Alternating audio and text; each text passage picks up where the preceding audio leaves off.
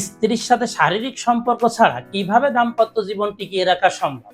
Sir, এই সম্পর্কে আজকে বলবেন, বিস্তারিত আলোচনা করবেন doctor FM Mainuddin sir. Sir, এ সম্পর্কে আমাদের আজকে বিস্তারিত আলোচনা করবেন, শারীরিক সম্পর্ক ছাড়া কিভাবে দাম্পত্য জীবন টিকিয়ে রাখা সম্ভব। ধন্যবাদ।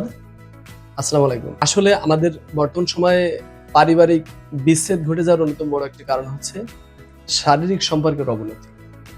এই শারীরিক সম্পর্কের অবনতি ঘটার কারণে ম্যাক্সিমাম পরিবার ভেঙে খান খান হয়ে যাচ্ছে। আসলে পারিবারিক অশান্তির একটা বড় কারণ সাম্প্রতিক সময়ে এই বৈবাহিক জীবনের অশান্তির মূল কারণই হচ্ছে আপনার দৈহিক সম্পর্কের অবনতি ঘটার কারণে। সুপ্রিয় দর্শক শ্রোতা, আজকে আমরা আলোচনা করব যে দৈহিক সম্পর্ক না করেও কিভাবে পারিবারিক জীবনে সুখী এবং সুন্দর জীবন গড়ে তোলা সম্ভব।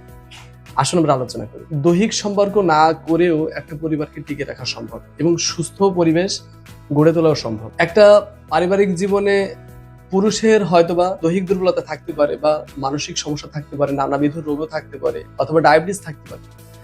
এছাড়া হয়তো একটা পাশ প্যারালাইজড হয়ে থাকতে পারে, স্ট্রোক করার কারণে দৈহিক বা মানসিক চাপের কারণেও তার শারীরিক দুর্বলতা দেখা দিতে পারে। এবং এই ধরনের যদি দুর্বলতায় ভুগতে থাকেন, এক্ষেত্রে আপনার দৈহিক দুর্বলতা দেখা দিতে পারে। এর মাঝে আপনার সম্পর্কের অবনতি ঘটতে পারে। অবনতি ঘটলে পরিবার ভেঙে যেতে পারে।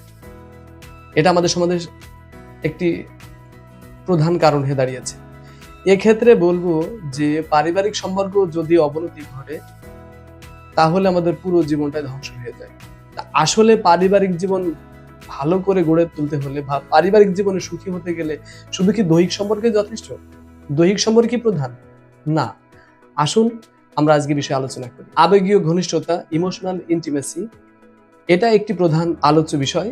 যে আপনার যদি শারীরিক ঘনিষ্ঠতা না থাকে তাহলে আপনাকে অবশ্যই আবেগীয় ঘনিষ্ঠতাকে বৃদ্ধি করতে হবে। এই আবেগীয় ঘনিষ্ঠতা তৈরি হয় বিশ্বাস এবং ভালোবাসার মাধ্যমে। আপনার আবেগীয় ঘনিষ্ঠতা তৈরি হয়।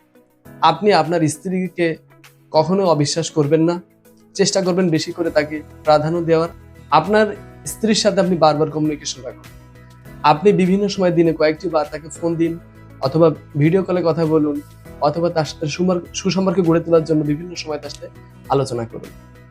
শারীরিক স্পর্শ, যদি আপনি দৈহিকভাবে দুর্বল হয়ে থাকেন তাহলে আপনি ফিজিক্যালি তাকে বিভিন্নভাবে টাচ করুন। হয়তোবা কখন তার হাতে হাত রাখুন, অথবা আপনার স্ত্রীর কখনো কাঁধে হাত রাখুন, অথবা আপনার স্ত্রীকে কখনো আলতোভাবে একটু আদর করুন, বুকে জড়িয়ে নিন, অথবা হয়তোবা আপনার স্ত্রীর ঠোঁটে আলতো করে আপনি একটু জড়িয়ে চুমু খান।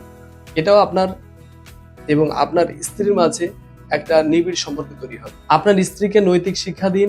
এই ধরনের সমস্যা যদি তোমার হতো আর আমি যদি তোমার জায়গায় থাকতাম তাহলে তুমি কি করতে?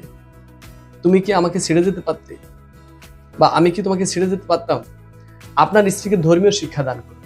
যদি আপনি শারীরিকভাবে দুর্বল হন তাহলে আপনার স্ত্রীকে আপনি ধর্মীয় শিক্ষা দিন এবং ধর্মীয় বিভিন্ন ধরনের বই পড়তে উৎসাহিত করুন এবং একে অপরের প্রতি সহানুভূতিশীল হন। আপনার স্ত্রীকে আপনি ছোট্ট ছোট্ট উপহার গিফট করুন।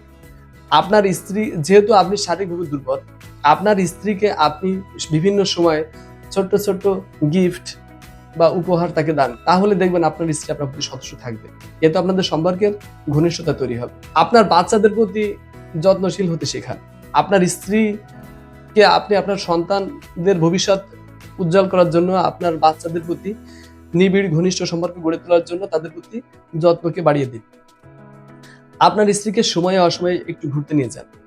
যেহেতু আপনি শারীরিকভাবে দুর্বল, আপনি আপনার স্ত্রীর প্রতি অত্যন্ত নমনীয়তা এবং কোমলমতি মনকে পোষণ করুন। আপনি আপনার স্ত্রীকে বিভিন্ন সময় হয়তো কোনো লেকের পাড়ে, অথবা কোনো পার্কে, কাজের ফাঁকে কখনো কোনো নদীর পাড়ে বা বিভিন্ন আপনার পছন্দের জায়গায় আপনি আপনার স্ত্রীকে একটু ঘুরতে নিয়ে যান।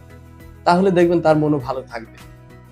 আপনি নিজেকে অত্যন্ত নমনীয় হিসেবে আপনার স্ত্রীর সামনে উপস্থাপন করুন। আপনি আপনার ব্যক্তিত্বকে ঠিক রেখে আপনার স্ত্রীর প্রতি সবসময় সদয় এবং বিনয়ী আচরণের মাধ্যমে নিজেকে উপস্থাপন করুন। মনে রাখা জরুরি, শারীরিক সম্পর্ক না থাকা মানেই সম্পর্কের শেষ নয়। বিশ্বাস, ভালোবাসা এবং শ্রদ্ধার মাধ্যমে একটি জীবনকে পারস্পরিক বোঝাপড়ার মাধ্যমে সুখী, সুন্দর এবং সমৃদ্ধশালী করে গড়ে তোলা যায়। আসুন, আপনি আপনার জীবনে যদি সুখী সমৃদ্ধশীল হতে চান এবং আপনার স্বামী যদি শারীরিকভাবে অক্ষম হয়ে থাকে তাহলে আপনি আপনার স্বামীকে মেনে নিয়ে পরবর্তী জীবন অর্থাৎ আখেরাতের জীবনের দিকে তাকিয়ে অনন্তকালের সুখের কথা চিন্তা করে আপনি আপনাকে স্থির রাখুন, পরিবারের সবাইকে নিয়ে বেঁচে থাকুন।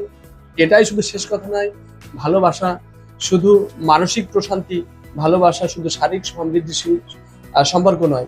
সুন্দর সুস্থ জীবন মানেই মনের প্রশান্তি।